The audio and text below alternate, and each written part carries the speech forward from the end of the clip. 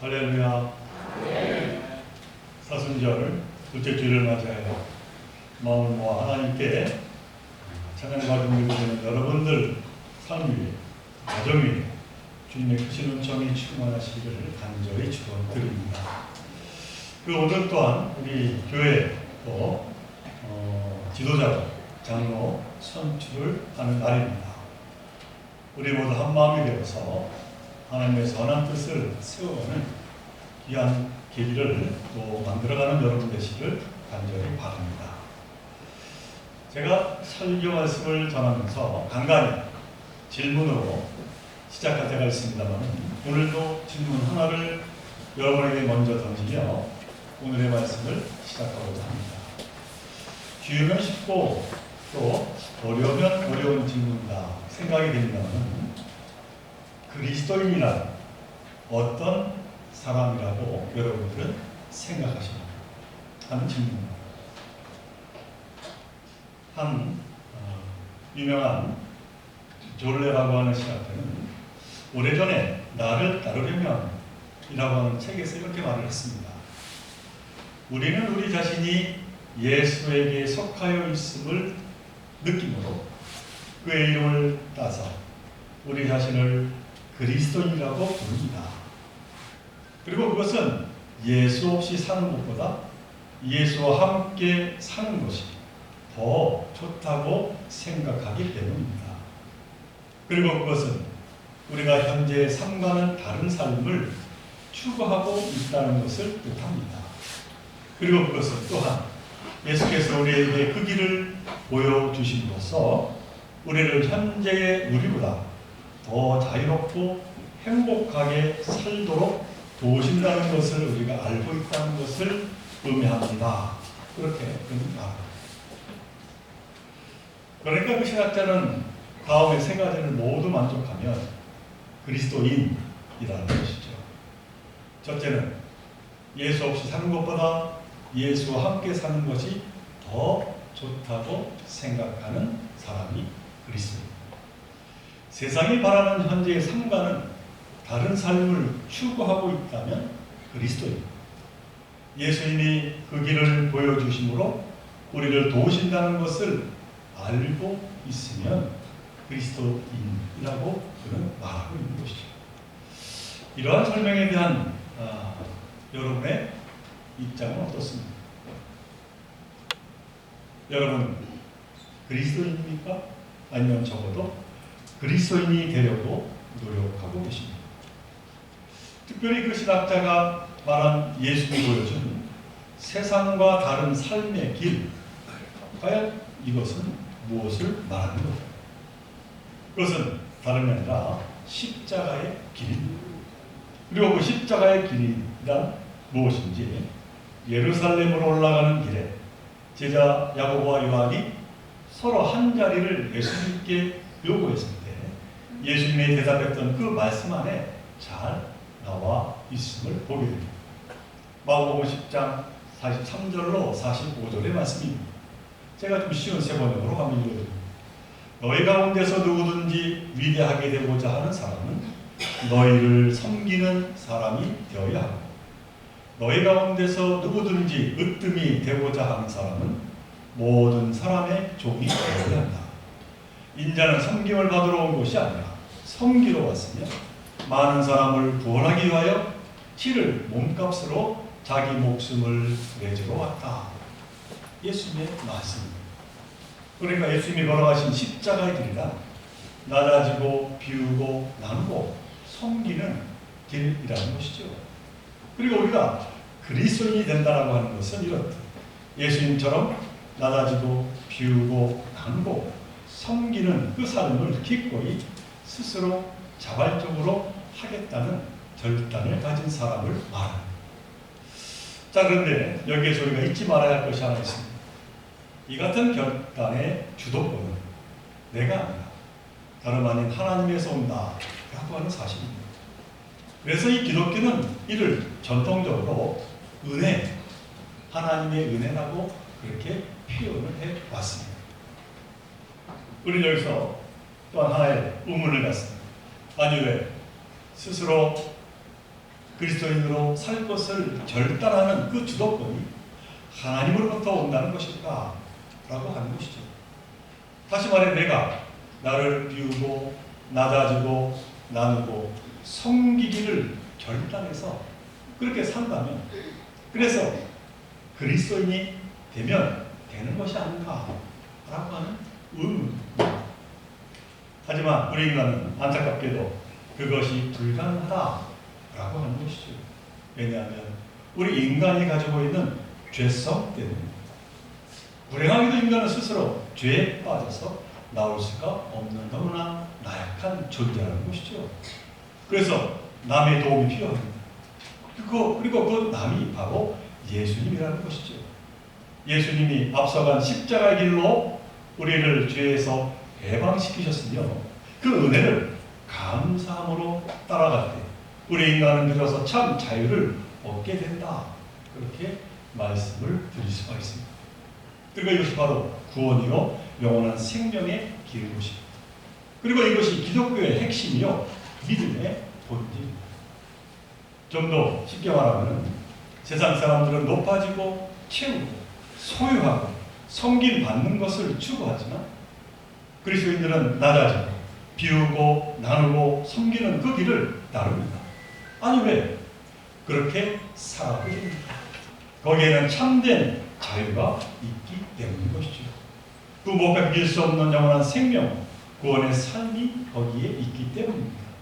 따라서 세속적으로 보면 그리스도인이 된다라고 하는 것은 어리석고 바보가 되는 것이고 손해보며 사는 것을 뜻한다고도 말할 수가 있습니다. 자, 다시 여러분에게 한번 묻습니다. 이런 기준으로 볼 때 여러분은 그리스도인이십니까? 아니면 적어도 그리스도인으로 살려고 노력을 하고 계십니까? 저는 이 질문을 마음에 담고 오늘 본문을 에스더서로 정했습니다. 이 본문은 비록 구약시대에 살았지만 그 누구보다도 그리스도인으로 살았던 한 여인에 관한 이야기입니다. 이 여인은 나 아닌 다른 사람을 위해서, 하나의 백성을 위해서 자기의 전부를 기꺼이 포기했습니다. 이 여인은 신구약 성경 66권 가운데 자신의 이름으로 된 성경을 남긴 두 여인 중 하나로 에스더라고 하는 여인입니다.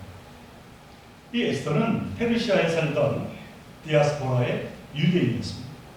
그대의 부모는 바빌론이 남왕국 유다를 멸망시켰을 때 포로로 잡혀왔습니다.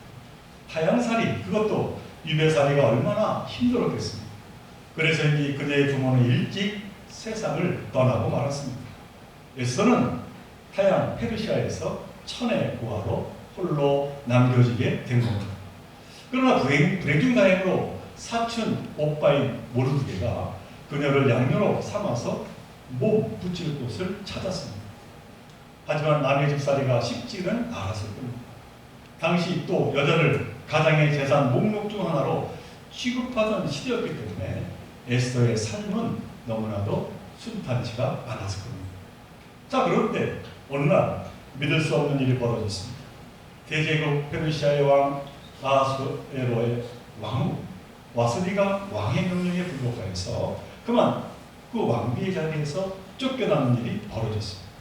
그래서는 남아시아 인도에서 북아프리카 에티오피아에 이르기까지 그 페르시아 대제국에 속한 전국의 127지방에서 각각 한 명씩 뽑은 127명의 왕비 후보를 이제 세우게 되는데 바로 그 가운데 에스더도 그 안에 한 명으로 뽑혀서 왕국으로 들어갔기 때문입니다.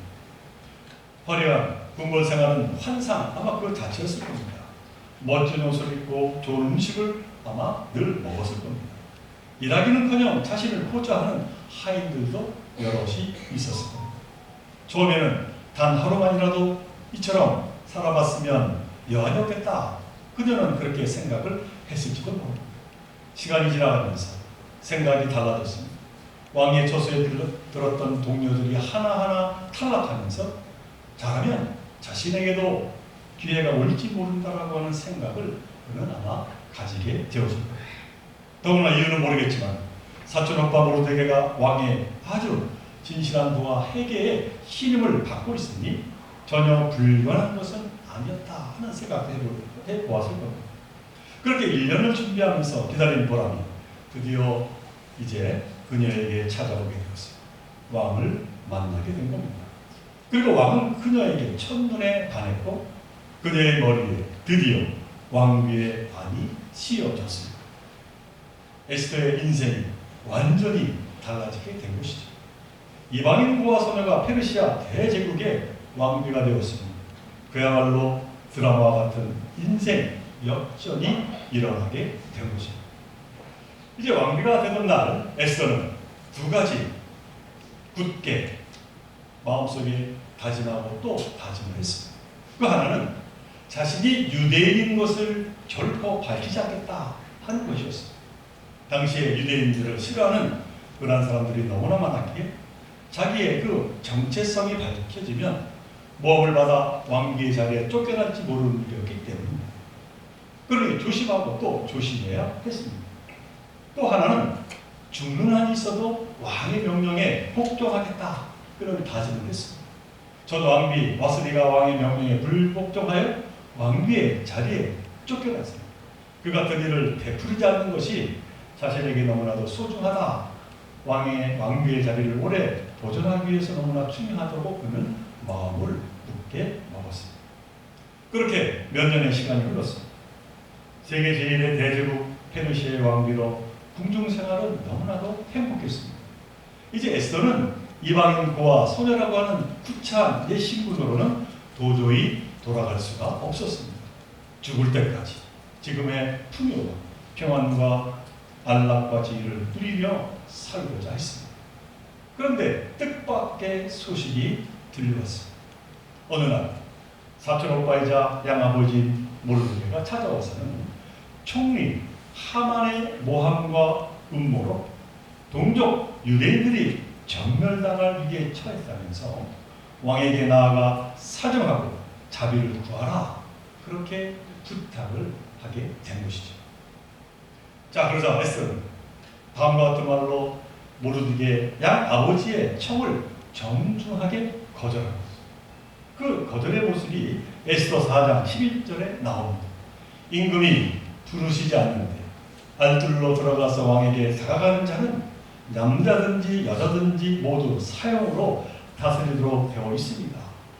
이러한 법은 모든 신하들과 왕이 다스리는 모든 지방 백성들이 다 알고 있는 내용입니다.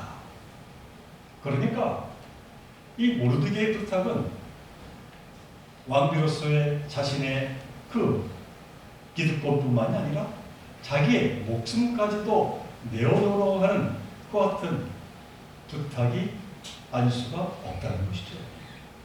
왕이 부르지도 않았는데 왕에게 나아가면 이는 법을 어기게 되고 전 왕비 아스리처럼 왕비 자리에 쫓겨나는 그러한 불행을 맞게 될 것이라고 그는 말하고 있는 것이죠.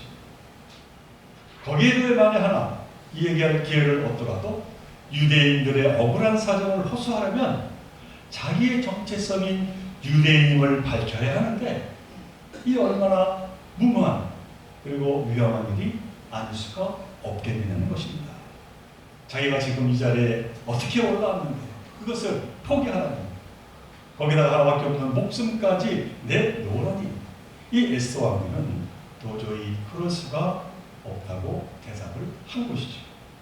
더구나 왕이 자신을 부르지 않는 지 벌써 30일이 지났는데 그것은 자기에 대한 왕의 사랑이 식었을지도 모르는데 그런 판국에 왕 앞에 나아간다고 하는 것은 너무나도 어리석은 행동이라고 그는 말을 하고 있는 겁니다.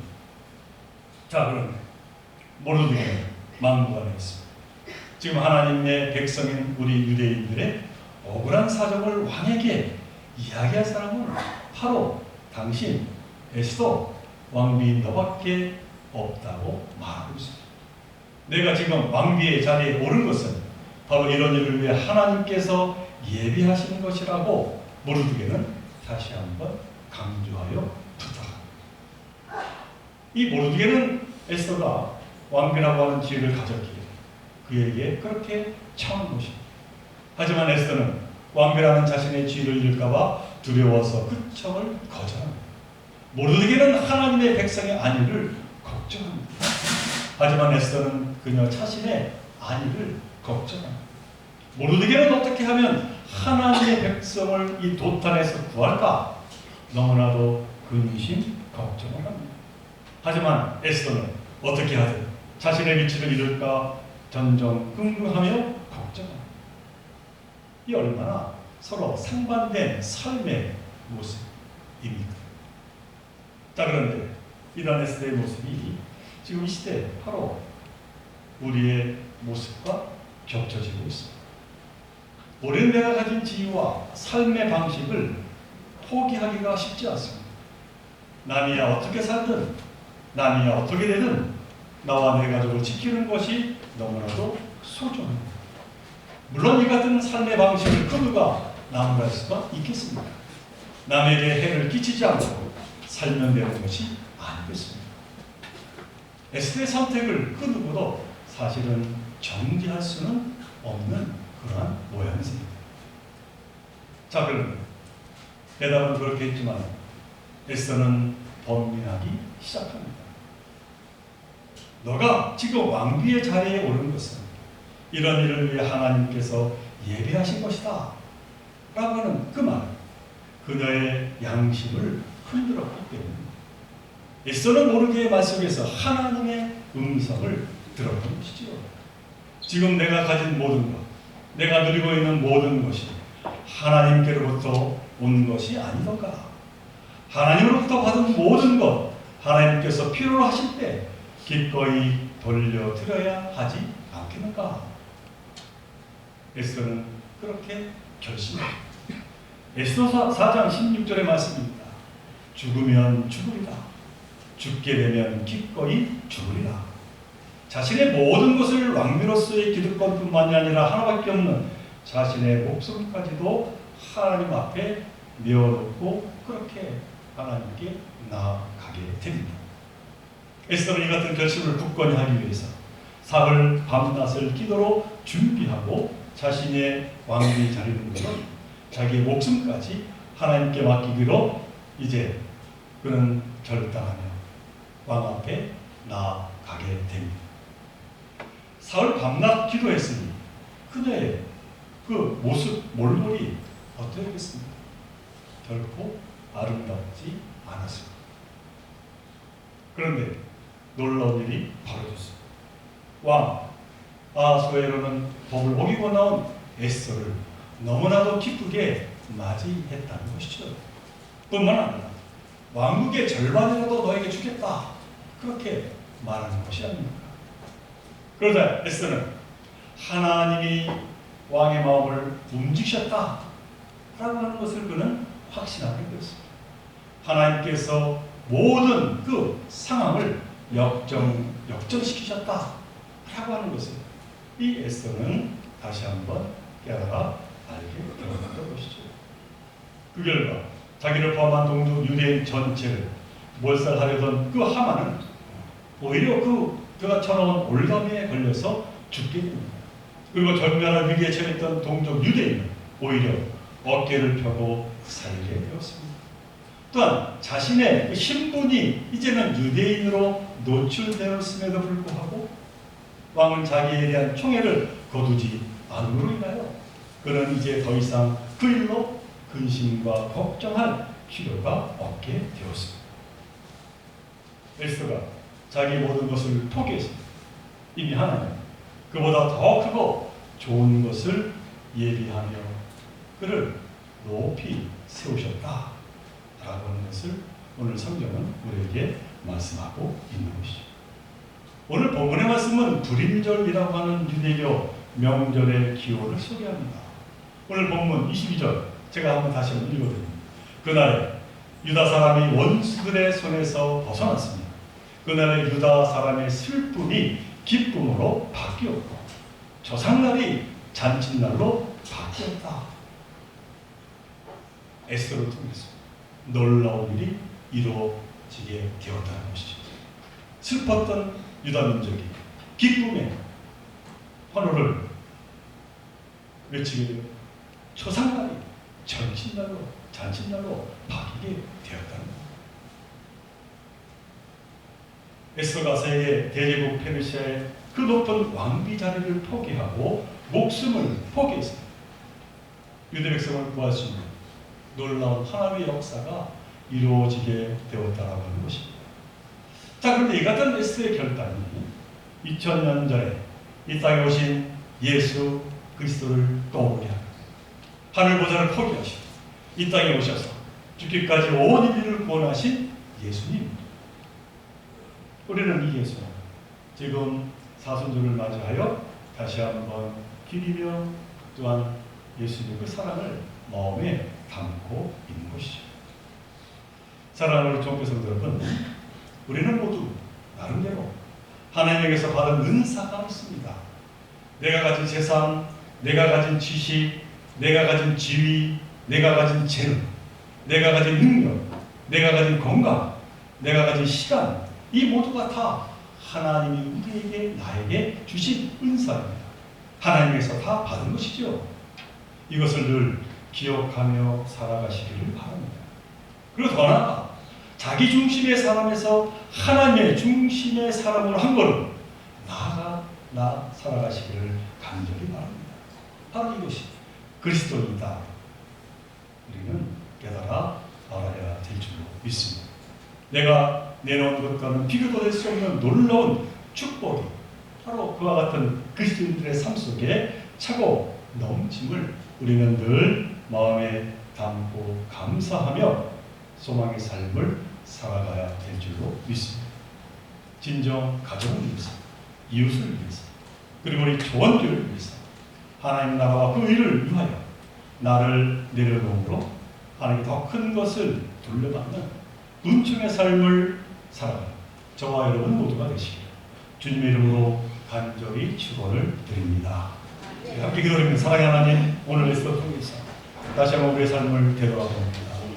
저희들 너무나 나약하고 부족하고 너무나도 참으로 여러 가지로 참으로 힘든 그러한 삶을 살아가기도 합니다.